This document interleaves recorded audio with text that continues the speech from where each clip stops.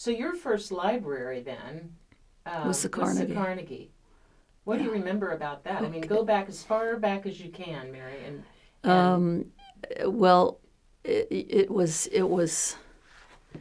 We lived on Rhode Island Street, so to get, and of course didn't drive the car like they do now. So to get to it, you had to walk, which was okay because we walked everywhere pretty much. And you went into the children's room, was in the basement. And you went in on the east side. They've closed it off now, but there was a opening in the rock wall, and you went into the children's room that way because you weren't allowed upstairs unless you were, I don't know, 12 or 15, some age, because they had grown-up books upstairs, and you didn't want to get, you didn't want to have that kind of stuff into the hands of children. But I remember it was an old lady, a librarian, typical librarian type lady. I think it was Perkins, Miss Perkins was the librarian, a nice person, and you could go in and check out books. It was wonderful. But the best story I heard was from Hank Booth. And there was no air conditioning then, and it was cool down there because it was in the basement. And he was telling me how they'd ride their bicycle up there, and of course they'd be hot. And so they'd go into the children's room and get a book and lay down on the concrete floor where it was cool. Did I just hear that story on the radio? It could be. I don't know. But he wasn't interviewing you? I just heard him tell that story within the last month. Not that I know. But yeah. I just thought that was... Now, the girls didn't do that, of course, but it was the boys that did, I'm sure. Now, as a librarian, you just used the phrase typical librarian to describe that woman. What does that mean? And are you a typical librarian? No, I'm not. The typical librarian now is not what it used to be. It was, and this is me saying this, it was generally, I believe, probably an unmarried lady in her older years. And this is what she was doing with her life. And it was fine. I don't even know if they had library schools then. They must have, but I don't know. This would have been back in the 40s. Yeah, in the 40s. I think that's interesting, like your perspective about the librarian and sort of in the way people of a certain age, like baby boomers and older, think about librarians, how they're depicted in culture, movies. She was not the librarian in The Mummy. Have you ever seen the movie The Mummy? Well, she's a librarian, and she's not a typical... what you'd think of as a typical librarian. But they were sort of saddled with that stereotype, don't you think? Like humorless, disciplinarians, not a lot of fun as a job. No. I don't think fun was included in it. Mm-mm. Did you have fun in your librarian jobs at Oh, absolutely. KU? Well, I was in the law school. Yeah, it was pretty much fun. Yeah, we had a good time. So did you only work in the law library? Well, see, I didn't get my degree until 1979, after I was divorced from my first husband, and then who was a librarian, and I decided it was me that wanted to be the librarian, heck. So that's when I went back to school to Emporia, got my degree in 1979. Started working there in August of 1979, retired there in 1995. So I was there my whole career as a professional librarian. Mm-hmm. All the while, it sounds like staying active with the public library. Oh, yeah. Yeah, absolutely. And what were your roles? I mean, just early in those days when you were busy working. We moved back here in 1968. And I don't know what year when Bruce Flanders came as the director, and then he asked me to be on the board, and I frankly don't remember what year that was, but I was filling out somebody else's term. So I had, and I think the terms are 4 years, so I had 3 years of that guy's term and then 8 years of my own. So I was on there all that time. But it was Bruce that asked me to come do it, and it was I really enjoyed it. Mm-hmm. Great fun. So let's fast forward to the moment in the library's history where you and your cohorts decided we need an organization, the Friends, to put on a book sale, To basically. whatever. Yeah, to do whatever. There was no group. It was the young woman whose name was Shay Craig, and her father was a well-known scientist here at KU, and she and her husband, well, her husband was in school. I don't know about her, and I frankly don't know how she knew me, but she did somehow, and she called Evelyn Hastings, who was Mary Michener's mother. She called her and me, invited us over for coffee for one day to talk about a Friends of the Library group. And I thought, I'd never heard of Friends groups. They were not popular yet. And so we talked about it, and it seemed like a really good idea, with the basic idea that it would be to raise money for the library, not for salaries, but for extra things that the library needed. So brazenly, we said, okay, we're going to do it. And we got this group of people that would join us. And we had a board, I think we called it a board, of maybe 6 or 7 people. And, well, what are we going to do? Well, we've heard these kind of groups have book sales. Well, we'll have a book sale. Well, how do you get books? Well, you ask people to donate books. So we did. I don't even remember how we did it, whether we put an article in the paper. There was information in the newspaper, but we began to get books, which was absolutely incredible. And we had this barrel. It's about this big around, about this high. I think it's a packing barrel for dishes. And we put that in the library. We were in the library in this location by that time. And people began to put books in it, and it'd fill up. And with, gee whiz, and then we sorted books. I have no idea. I don't even remember how we did that. It wasn't as organized, needless to say, as it is now. We didn't have the different subject areas. We just had books. You bought books. And I don't remember how we priced them. But we did, and people bought the books, and we had a sale, and it was a success. And we thought, well, this is just really neat. And then more and more people got interested in it, and at the time we called it CALL. We were being very clever. We wanted an acronym, and so we called it Carnegie Association for the Lawrence Library. And don't think we didn't have to think a long time to figure that one out.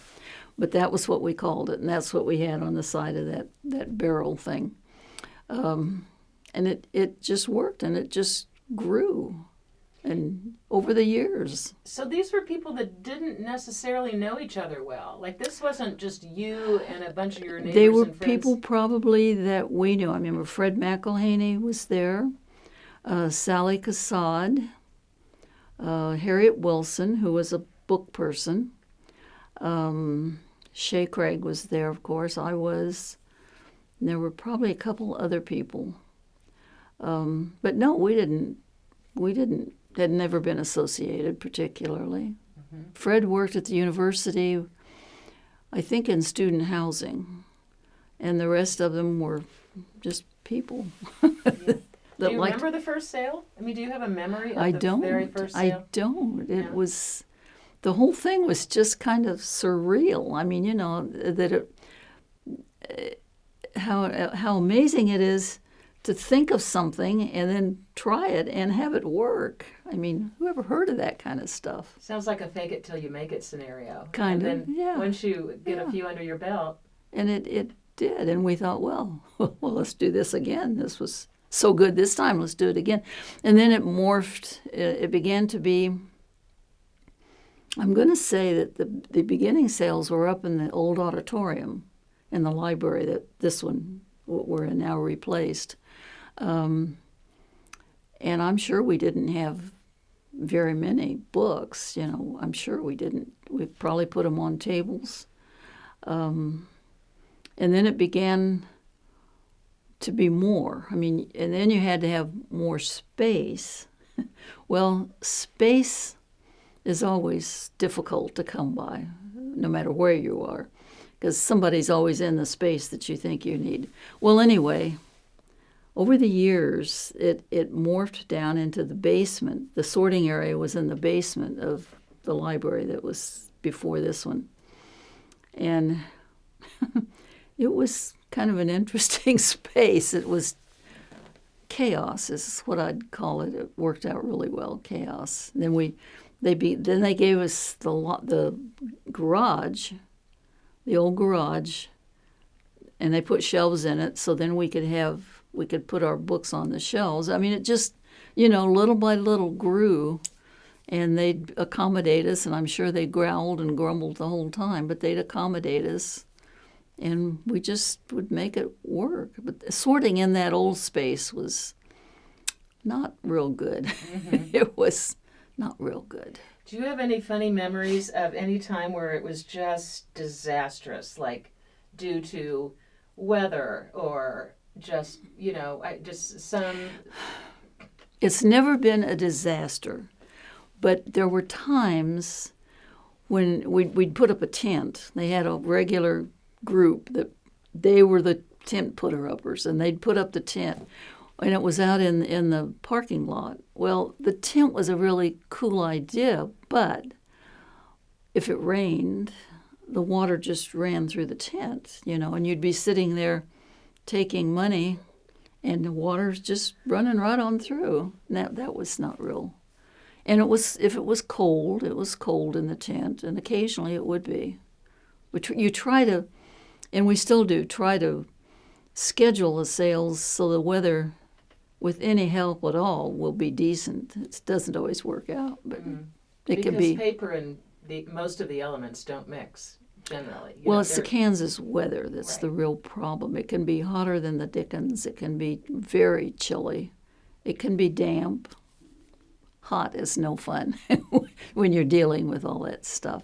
And were early birds ever a problem? The people that show up an hour early? We didn't have early things because we weren't that sophisticated yet. We didn't think about that if you belonged to the Friends, which I think the dues or whatever you call them at that time were $1.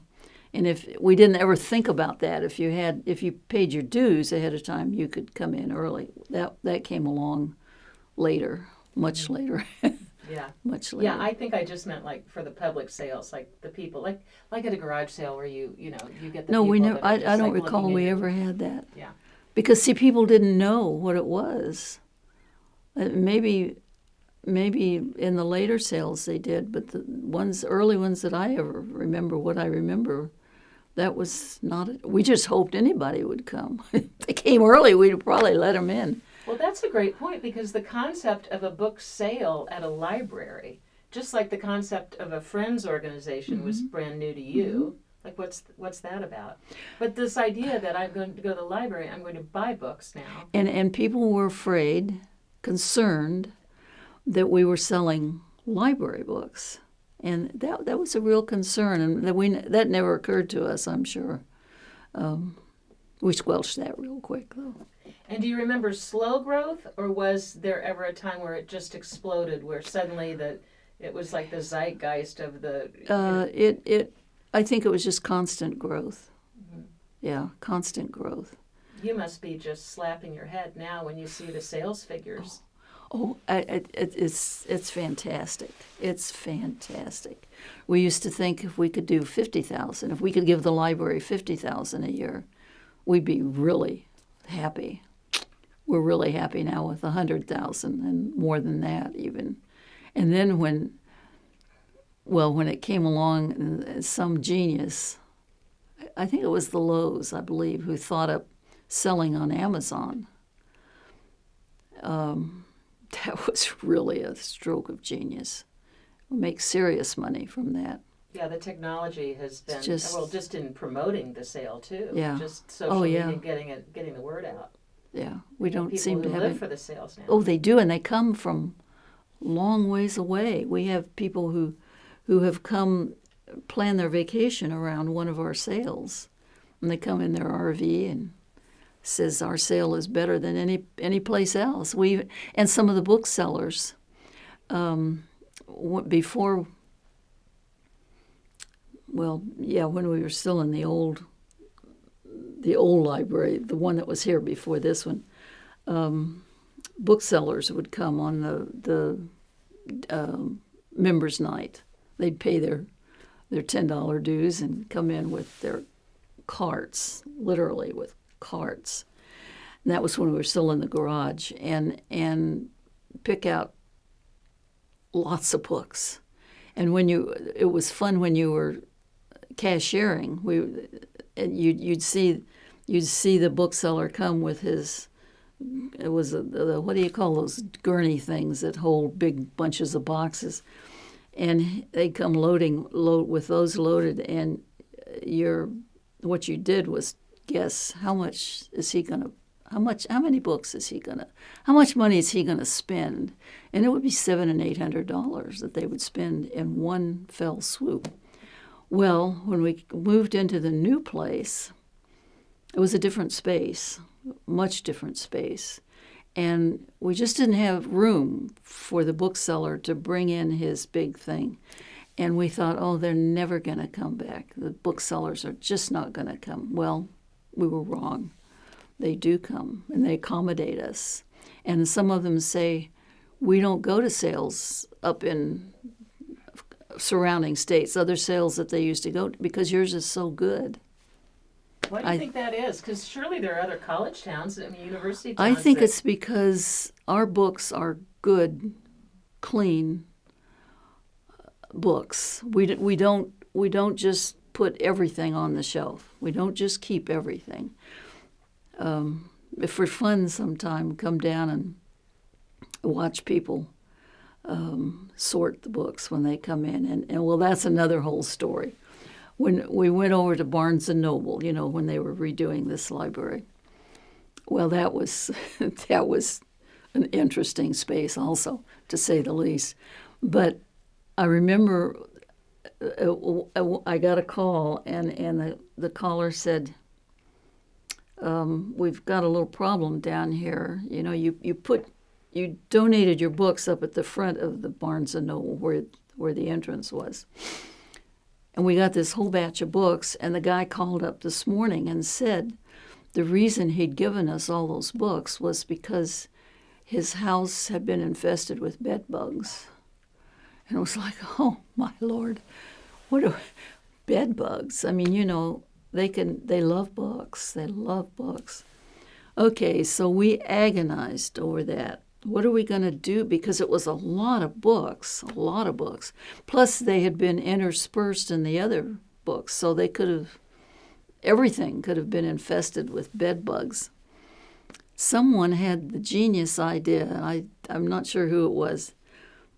They looked into the lifestyle or how a bed bug lives and dies, discovered that it takes a year for the bed bug. If a year is gone and the bed bug has not reproduced, it's not going to reproduce. I think that's the right words. Anyhow, so I thought, well, okay, what we'll do, and at that time we were storing books for the sale in a big semi-trailer. And so we said, okay, what we're going to do is fill that trailer with these books in boxes, close it up, take it over to North Lawrence, store it in a storage place over there, and leave it for a year, which means it goes through cold and really hot and probably cold and another hot again. So it's a whole year. And then we'll come back and take them out. In the meantime, we had moved over to this library. And so I think we missed one sale that year because we really didn't have any books. And if you don't think it wasn't an adventure when they backed that semi-truck up, and I think there's pictures of them unloading the books, and I thought, oh, how are we ever going to deal with this? I mean, this is gajillion books, all of a sudden here they are. But we did. And we put them on the shelves and had a sale. But that's why every book that comes in is looked at and thumbed through and look down the spine, because that's where the bugs like to get between the spine and the book itself and eat the glue, I guess. And so we look at everyone that comes in. And we've not found anything. We found a couple dead spiders, but not anything living. And is condition the only reason you would reject a book? Or have you gotten into some conversations about content or quality, or like, do you remember any time when we can't put this book in the sale, or or is it just based on condition alone? It's mostly condition.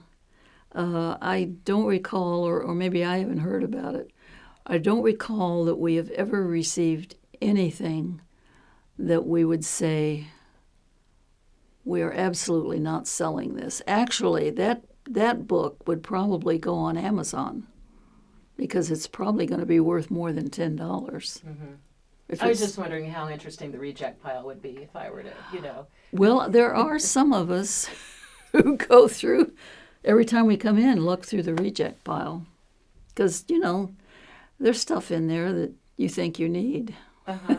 What's the best book you've ever gotten from the book sale room? Oh, well, let's see, if you sort books, and we do it by subject area, and you each have a subject area that you sort. If you sort books, you get first look at everything that's on the shelves, which can be good and bad. I've found on the Just Old shelf, which tends to be one of my favorites, Just Old is, they really don't know where to put this book, so we'll just put it on Just Old. If it's 15, 20 years old, they think that's just old. Some sweet young thing thinks that's an old book, so they put it on the Just Old shelf. I found one, I like the little skinny books that are about that big, and I found one that it was a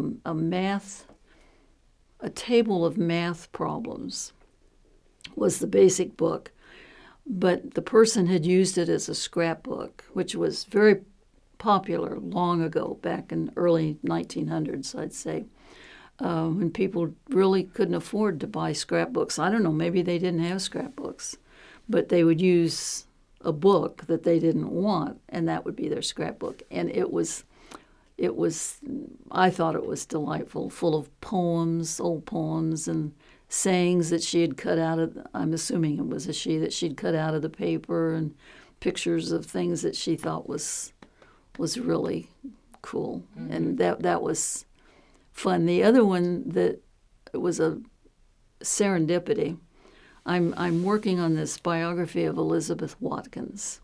Well, Elizabeth, after her husband dies and she's alone in this big house, the Chancellor's house, she often has women faculty come and live with her for a time.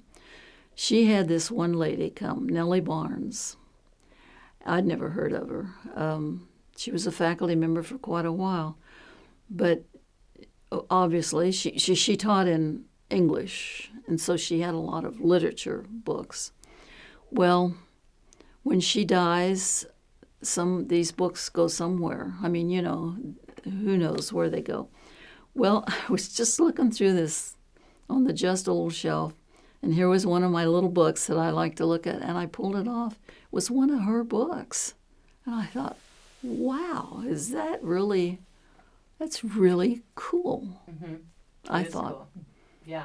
I need to fast forward to the foundation, but I have one more question, because when I interviewed Margie Coggins about George after George died, and how she said something, how he would go to the book sales and then come back with, like 2 giant shopping bags full of books. And they always said, how many of those books, George, are the ones you donated? Yeah, you got to be careful. And I'm wondering if you are the same way, and if you have a little bit of a... I try real hard not to buy back the books that I donated. I tend to not put my name in a book, just unless it's something I know I really want to keep. I don't think I've ever bought it back, but I hope not. It's possible, though. But George probably did. Yeah. George was George. Yep. Yeah. So let's move on into the I guess almost 20 years later. Tell me about your part in the creation of the foundation.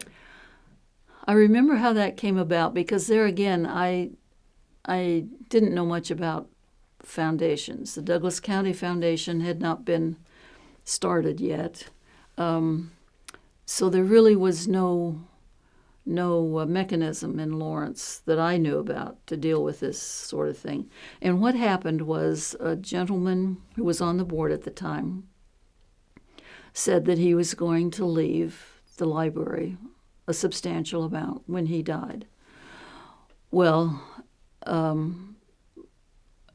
the question was, and who'd ever thought of this? The question was, how do you accept this kind of money? Evidently, you don't just take the check and put it in the bank. You know, you need a mechanism to be able to accept big donations, because of course we hoped there'd be more big donations. There had been some, but nothing the size of this one. And that was when the idea of a foundation came up. I don't know if it was Bruce's idea. I'm sure there were several people involved in it, but Bruce Flanders was the director at that time, and I'm sure he knew about foundations. And he brought it to the board, and we discussed it, and it seemed like a reasonable thing to do. And we hoped that the foundation would continue. We had no idea it would grow to what it is now and hire anyone to look after it, for heaven's sakes. So you were on the board of trustees at that time. Mm-hmm. Yeah. Mm-hmm. And now the two have merged. Yeah. And you're back. It appears, what the heck are you thinking about that, Mary? I think I was not thinking. No. Stan came and said, would you be on the board for a year ago? And I thought that was a little strange, but I said, well, yeah. And then when this talk of the foundation and the friends joining really came about, and I literally heard rumors that they were going to ask me to be the president, and I thought, you gotta be kidding. I mean, I'm past that age. I'm done with that stuff. Well, it happened. And I wouldn't say no. I don't intend to do it for the rest of my life, but I will see them started, and I'll go through it. I keep kidding them, although people don't think I'm kidding. I'm going to abdicate at some point. And then I think Craig Pensler will take over. We sort of have a gentleman's agreement that that's what's going to happen at some point. Well, we're thrilled you did. I mean, it seems like the library's just been a constant. Well, it's kind of a natural thing. When I thought about it, I thought, yeah, it does kind of make sense, and that's fine. Uh-huh. That's fine. Good. It'll be fun. So, when you heard about this merger, did you have any doubts or worries, or were you just thinking this makes sense and it's a good idea? The thought began several years ago. I don't know how many, but several. Both organizations, the Foundation and the Friends, would send out, it's not necessarily requests for money, but it's, it is that. It is that. Well, so you'd get a foundation letter and you'd get a Friends letter. And then you began to, from the donor's side, the member's side, it was like, well, okay, which one do I do? What's the difference here? So then the Friends and Foundation began to send out a single letter. And that made sense, but that even created some discussion about, okay, so I send my, let's say, $500 in with with this letter that I got, but does that mean I'm a member of the Friends? Or is it just going to the foundation? It was a real conundrum, how does this work? Well, it worked, but I think it was serious bookkeeping from what I can gather, and I was never in on that, thank goodness. But what I could gather, it was serious bookkeeping, and I think that was partially what pushed the move to join them together. The question that I always would hear from people who weren't sure if this should happen, naysayers as there always are, which is fine, was would the Friends lose their identity? Because the Friends are, I can clearly say, a passionate group of people who want their money that they're giving all this volunteer time. They want that money to go to the library. They don't want it to go to somebody's room or whatever, They want it to go to the library. That seemed to be the biggest problem, and I'm not sure, but what there may be still a few who I know who are still concerned about that, but I think they'll see that it'll be fine. I'm confident it will be fine. And I just, lastly, as just a lifelong, Lawrencian, and then librarian for crying out loud, and then a library user and someone who, even today, who's gone, from the back room where we talk about board work to the history room to work on was that working on Elizabeth Watkins? Yeah. And then here to this fabulous video. And I don't want to put words in your mouth, but do you ever kind of step back and think, just in sort of a big picture perspective, and go, wow, Yeah.